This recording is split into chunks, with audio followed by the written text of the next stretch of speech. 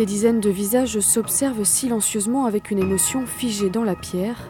Une pierre du Japon chère à Yukishi Inoue. Cette roche volcanique blanche de l'île d'Okinawa, témoin du temps qui passe, comme cette célèbre bataille de 1945. Pour cette bataille, mon père a été mobilisé et puis il a été tué en tant qu'un petit soldat, un soldat de deuxième classe. Naturellement, je ne connaissais pas mon père parce que j'étais très jeune, trop petit.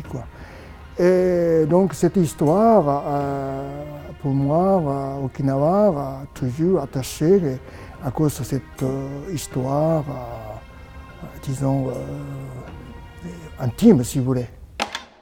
Pour l'exposition 1001 têtes, Yukishi Inoue sculpte des centaines de visages dans son matériau de prédilection, comme des instantanés pris sur le vif.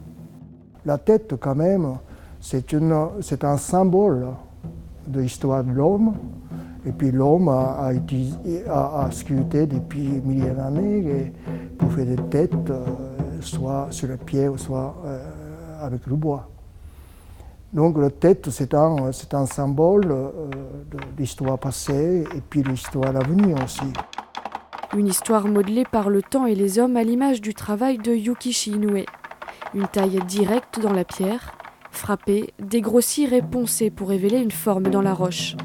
L'histoire inscrite dans la matière. Cet acte de casser, briser des blocs, pour moi, c'est une sorte de comme histoire qu'on a répété toujours, la paix et la guerre, autrement dit, destruction et puis construction.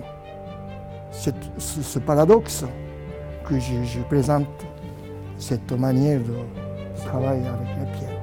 Après, je travaille, j'ai recollé, recomposé.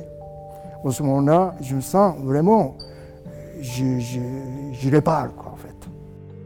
D'après la légende japonaise du temple des 1001 Bouddhas, on pouvait retrouver dans le visage des statues les traits des êtres chers éloignés ou décédés.